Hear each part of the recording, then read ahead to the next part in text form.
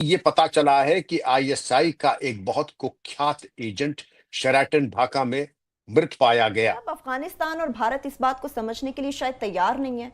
अमन में, खित्ते में अमन चाहते नहीं है, इस चीज के दुश्मन है, खासतौर पर भारत। जब हम कह रहे हैं कि अमन हो सकता है इस तरह से, कि अपनी गवर्नमेंट इस चीज को समझ क्यों नहीं रही है? देखिए, मीडिया जिस तरह से चीजों को प्ले कर रहा है, लोगों में नफरत बढ़ रही है, पाकिस्तान का नाम सुनने को कोई तैयार नहीं है। तो फिर अगर स्टेट ये सब कुछ नहीं चाहती, रियासत ये सब कुछ नहीं चाहती भारत की, तो फिर ये नफरतें क्यों फैल रही हैं? देसाई साहब, मृत पाया गया। ये आईएसआई एजेंट अकस्मात तो मरेगा नहीं, ये तो बड़े फिजिकली फिट होते हैं, अपनी हिफाजत करना जानते हैं। लेकिन जाहिर है कि उनकी कुछ डीएनए में कुछ कमियां रह जाती हैं, कुछ मैन्युफैक्चरिंग डिफेक्ट होते हैं, और उसके चलते ये अपनी मौत को दावत देते हैं, और मौत को दावत दी और ये मारे गए।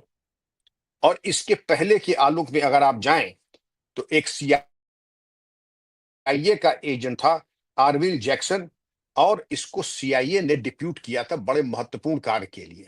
और महत्वपूर्ण कार्य के अगर आप देंगे तो आप और आपके दर्शक स्तब्ध रह जाएंगे सुन करके कि उनकी टास्किंग क्या होती है। वो हमारे लोकप्रिय प्रधानमंत्री की हत्या के लिए, मैं फिर कह रहा हूं कि अगर गलत किसी न सुना हो, हमारे लोकप्रिय प्रधानमंत्री की हत्या के लिए। तो ये समझते हैं कि हमारे प्रधानमंत्री न हो गए, गिलहरी और गौरैया हो गए, जिसके मन में आया वो बाड़ा लगा करके या गुलेल से ही जा करके शिकार कर लेगा। अब होनी को क्या कौन टाल सकता है? हम लोग तो अहिंसावादी हैं।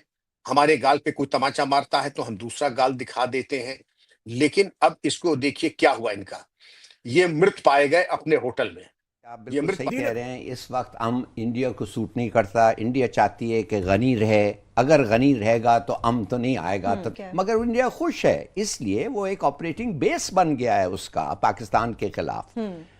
बात असल ये है कि मुझे फिक्र और अफसोस से ये कहना पड़ता है कि ना एक दिन हम लोगों को इनके खिलाफ फिर खोल के लड़ना पड़ेगा, इसलिए कि ये वाहिद मुल्क है जो वो कहते हैं लंडी कोटल से लेके इंडस टू अटैक, ये सब हमारा है। नादरीन, अभी से चंद घंटों के बाद पाकिस्तान की सियासी तारीख की सबसे खौफनाक सियासत। पहले नादरीन एक वाकया जिसने सबके सीने छलनी किए हुए हैं, सोशल मीडिया पर ये शेयर हो रहा है, फेसबुक पर शेयर हो रहा है, शायरी लोग लिख रहे हैं, लोग आंसू बहा रहे हैं। ये नादरीन होता है कि आप दहशतगर्दी इस हद तक बढ़ जाती है कि इसी हुकूमत के दौरान जंग भी होती है, वो तो नो डाउट हुआ।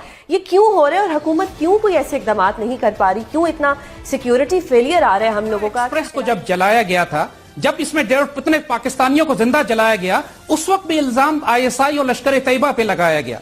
और जो कर्नल पुरोहित उसमें से निकला इंडियन मिलिट्री इंटेलिजेंस का, क्या वो भी कंस्पिरेसी थ्योरी थी? इन्होंने बात की कि अजमल कसाब की कि वो तो हमारे पाकिस्तान के एक मीडिया चैनल ने साबित कर दिया है कि उसका ताल्लुक पाकिस्तान के गांव से था। क्या उनको मालूम नहीं है कि उस मीडिया चैनल की पाकिस्तान में रेपुटेशन क्या है, कि वो इंडिया का चैनल है? और आईएसआई और पाकिस्तान आर्मी ने लिख कर दिया है, डॉक्यूमेंटेड, कि ये पाकिस्तान के इंटरेस्ट के खिलाफ एक नेशनल सिक्योरिटी थ्रेट है। क्या इस बात से ये डिनाई कर सकते हैं कि समझौता एक्सप्रेस, इस तरह के मालीगांव के मामले, मालीगांव के केस में समझौता एक्सप्रेस में, इंडियन पार्लियामेंट में, मुंबई में, किसी जगह के ऊपर भी इन्होंने कोई एविडेंस पाकिस्तान को ऐसी नहीं दी जो कोरैबोरेट की जा सकती हो, जबकि उनकी अपनी अदालतों में यह बात साबित हो चुकी है कि कर्नल पुरोहित और इंडियन मिलिट्री इंटेलिजेंस और हिंदू जायनिस्ट इन्वॉल्व थे समझौता एक्सप्रेस में। और यह कोई कंस्पिरेसी की बात नहीं है कि इस वक्त इंडियन प्राइम मिनिस्टर गुजरात का कसाई है, he is the butcher of Gujarat. इस वक्त जो पाकिस्तान, इस वक्त जो इंडिया के अंदर गवर्नमेंट है वो हिंदू जायनिस्ट की है, और पूरी दुनिया रिकॉग्नाइज करती है कि इंडिया में इंटॉलरेंस बढ़ी है, इंडिया में फैशिज्म बढ़, इंडिया में दहशतगर्दी रियासती सतह पर है। ये पाकिस्तान की हुकूमत, पाकिस्तान की एस्टैब्लिशमेंट अगर इन बातों को छुपा रही थी तो ये बात इसलिए कि इंडिया से ये अमन चाहते हैं। लेकिन क्या इंडिया अमन चाहता है? ये तो हमें क्रिकेट मैच नहीं खेलने देते। उसके बाद हमें इतना घटिया हमसाया मिला है कि ये झूठ बोलते हैं कि हर चीज कंस्पिरेसी थ्योरी है। कर्नल पुरोहित भी कंस्पिरेसी थ्योरी है, इनसे पूछे जरा। खास तौर पे कहूंगा कि इंडिया में भंगड़े डाले जा रहे हैं, बहुत सेंसिटिव मैटर है, और बहुत जिस तरीके से डेवलपमेंट्स बढ़ रही हैं जियोपॉलिटिक्स में, लोग हताश हैं, निराश हैं। मोदी जी के रहने से ऐसा लग रहा है बहुत लोगों का खून खौल रहा है। और बांग्लादेश जो एक समय पे हमारा फ्रेंडली नेशन हुआ करता था, now that has become the Vienna of the east. मतलब द स्पाइस का गढ़, डाकुओं का गढ़, डिप्लोमेटिक तो नहीं पर इंटेलिजेंस सारी इंटेलिजेंस एजेंसीज का किस तरह से पाकिस्तान के खिलाफ साजिशें करता है, बता रहा है कि भारत पाकिस्तान में किस तरह धमाके करवाता है। और उस दिन से पाकिस्तान को तोड़ने और पाकिस्तान को गैर मुस्तहकम करने के लिए साजिशें रोज़ बरोज़ बुन रहा है। और वहाँ जो रिसर्च एंड एनालिसिस विंग है वो उस वक्त से पाकिस्तान में जासूस जो है वो भेज रहा है। आप आज से 30-40 साल पहले की बातें भी देख लें, उस वक्त अगर टेंशन इस हद तक नहीं थी तब भी आपको रोजाना दूसरे तीसरे हफ्ते कोई ना कोई खबर अखबार में पढ़ने को मिलती थी। बहुत कुछ इस क्षेत्र में हो चुका है जो कि अभूतपूर्व है और इसके पहले कभी नहीं हुआ है।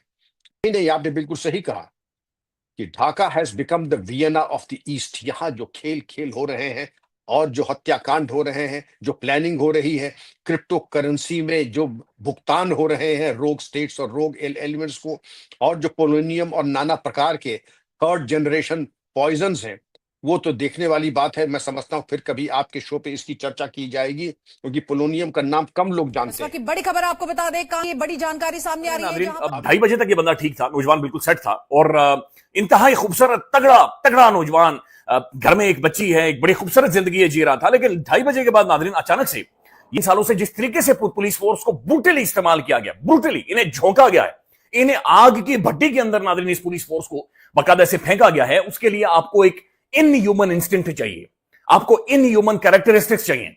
ये हमारा पूरे का पूरा महकमा नादरीन ये खौफनाक किस्म के डिप्रेशन और एंजाइटी से गुजर रहा है। हमारे प्रधानमंत्री के ऊपर आप आक्रमण करके बच के निकल जाएंगे। अब ये जैसे भी हुआ हो, अंत भला तो सो भला, मैं तो कहूं अंत भला तो सो भला। अगर मारे गए क्योंकि और कोई ना मारता, अननोन गनमैन, तो हम लोग सक्षम थे इनको निपटाने के लिए। अमेरिका के जो हजरत थे वो भी ठिकाने लग गए। अब अगर ठिकाने लग गए तो उसे भारत को दोष देने का क्या काम है? जो आईएसआई एजेंट गया, जहन्नुम रसीद हुआ, वो भी हमारा मित्र नहीं था, शत्रु था। ये भी हमारा शत्रु था। लेकिन दुर्भाग्य हमें इस बात का है कि हमारी छवि ऐसी नहीं है कि हम बाहर जाकर के कोई अनैतिक काम करें या असंवैधानिक कार्य करें। ये हमारे मिजाज में नहीं है। लेकिन कहा यह जा रहा है कि इनके दोनों की मौत का ठीकरा भारत के सर पे फोड़ने की तैयारी की जा रही है। इंटेलिजेंस तो खैर हमारी एक दूसरे लेवल पे आ चुकी है। आपने स्पष्ट देखा ऑपरेशन सिंदूर के बाद कि किस तरीके से हमारी इंटेलिजेंस तब थी, आज है। और ये कहा गया था कि ऑपरेशन सिंदूर समाप्त नहीं हुआ है। अब लोग ये भी कह रहे हैं कि अंतर्राष्ट्रीय राजनीति की बिसात पर एक ऐसी चाल चली गई है जिसने दिल्ली से लेकर इस्लामाबाद और वॉशिंगटन तक भूचाल ला दिया है। कहानी की शुरुआत होती है प्रधानमंत्री मोदी के खिलाफ एक नाकाम हत्या की साजिश से, लेकिन अंत एक दोहरे हत्याकांड पर होता है जिसका केंद्र है ढाका। खबर आई कि पीएम मोदी पर हमले की साजिश का पर्दाफाश होते ही इस केस से जुड़ा एक अमेरिकी एजेंट बांग्लादेश की राजधानी ढाका के एक गुमनाम होटल में मृत पाया गया। अमेरिकी खुफिया एजेंसी ने इस पर चुप्पी साध रखी है, लेकिन सवाल हवा में तैर रहा है, आखिर एक अमेरिकी एजेंट ढाका में क्या कर रहा था? अभी इस खबर की स्याही सूखी भी नहीं थी कि एक और धमाका हुआ। ढाका के ही एक हाई सिक्योरिटी इलाके से खबर आई कि पाकिस्तान की खुफिया एजेंसी आईएसआई का एक टॉप कमांडर भी मारा गया है। वही ढाका, वही रहस्यमयी मौत। क्या ये सिर्फ एक संयोग है या फिर किसी ने बहुत सफाई से दो मुहरों को शतरंज की बिसात से हटा दिया है? दोस्तों, ढाका अब सिर्फ एक राजधानी नहीं रहा, ये दक्षिण एशिया का नया वियना बनता जा रहा है। जासूसों का अड्डा, साजिशों का केंद्र और अपराध की अंधेरी दुनिया का नया ठिकाना। यहाँ क्रिप्टो की कालाबाजारी से लेकर हथियारों की तस्करी और अब विदेशी एजेंटों के गुप्त ऑपरेशंस, सब कुछ एक साथ चल रहा है। इस दोहरी मौत की खबर ने पाकिस्तानी मीडिया में आग लगा दी है। कोई इसे भारत के खुफिया एजेंसी रॉ का बदला बता रहा है, तो कोई इसे अमेरिकी CIA का क्लीन